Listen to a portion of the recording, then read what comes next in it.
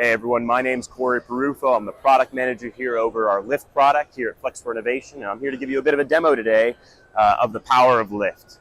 So what we've got here, we've got a big old LED screen that's showing a number of things that help us kind of communicate the messaging of Lift just a little bit easier. On the left side here, we have our chaos screen. On the right side, we have our clarity screen. Think of these as two external systems. They were custom systems written explicitly for this demo.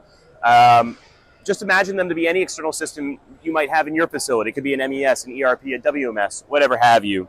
What I'm about to do is I'm about to create kind of an order. You'll notice that my box down here has been cleared. It's a green box. I'm entering that on my phone through a third external system that we've written for the demo. I'm just going to add some systems in there that I have in my facility that I'd like to connect together. What you'll notice is that we've had a number of people fill out this demo, and they've entered all their information. The larger the bubble, the larger connection line, the more people have said, hey, that's my system, that's that connection.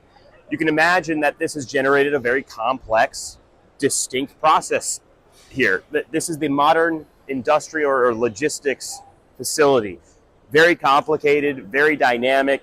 How is this problem solved today? Well, it's the integrators writing black box middlewares to connect these APIs together. We think that, hey, can we do that more intelligently from a product's perspective? So I'm going to go ahead and enter some systems I want to connect together. Let's say I want to connect together some Allen Bradley PLCs, some Mir AMR FMSs, and maybe some autos, right?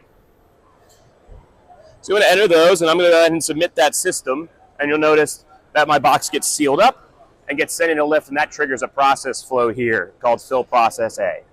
So what's happening now is that external systems triggered a workflow within Lift, what we call flows.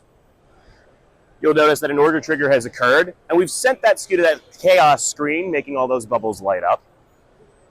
And then we waited for process A to become unoccupied. It already was, so that immediately happened. We went ahead and then got some SKU data from that external system, the name, the color, the actual data that's coming as a part of that order.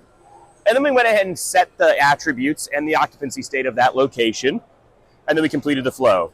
The cool thing I'll show here is a part of our flow visualizer, right, is on the left side you can see the color, name, and order data, but I can go back in time and show you that at this point in time, those values were null. It wasn't until we did that get SKU data task that they actually got filled in. I can go over here and show the order data. It was a JSON payload apparently.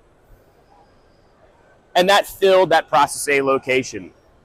Once that process A location was filled, that triggered another flow called process A to staging. Because process A became occupied, we went ahead and told that auto AMR over there to go pick up from that process A location. We then traded location attributes between process A and the auto AMR, which is causing those LEDs to change, as well as transitioning that order data that we generated down there in the chaos panel across the infrastructure. The chaos screen, the clarity system, both of those systems aren't connected together at all. We are physically transporting that order information between one system, between physical infrastructure, between vehicle systems to another.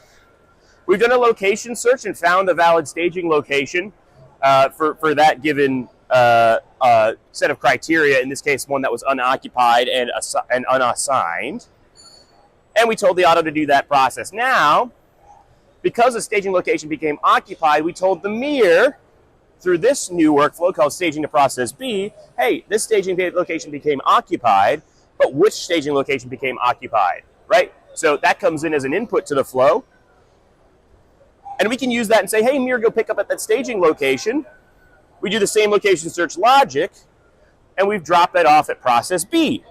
You'll notice that, again, the color, the same. We're transitioning this data through multiple systems. We're orchestrating that information.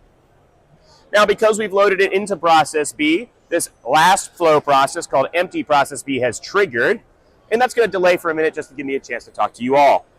I'm actually going to bring us into our flowchart editor here. And you'll notice on the right side of the screen, we show all of these flows are entirely version controlled, right? So we can go back in time. We can activate previous versions on the fly. We can see what our integrator or our customer has changed over time and view every change that was ever made to the flow. A very powerful tool. Now, this is a drag and drop flow editor, so you can go here on the left side and have all the tasks that you need to complete whatever business logic you may need for your specific use case.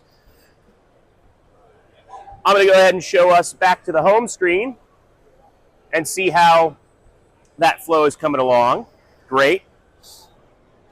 One of the things we'll notice here is that we're going to go ahead and get the SKU data out of that location attribute, and we're going to go ahead and send that to our Clarity screen. So you'll notice that data is the same from when I put it in. It's going to show up down here on that Clarity screen in about 45 seconds. Now, you'll notice Lyft is very centralized into the goods movement automation space, but I don't care if it's robots moving things or people moving things or an ASRS or any goods movement technology. The same kind of approach can be taken with any of those systems. Integrations make Lyft an extremely powerful tool to orchestrate any factory of the future. One last thing I'll say is that if you guys want any additional information on Lyft, you can come visit us at our website, lyft.software, and reach out to us via our contact information on there. So in about 10 seconds now, we're going to see that that color disappears, and the box with the same information I entered on that screen gets sent out to this screen. This screen could be a machine, a PLC, a WMS, whatever have you.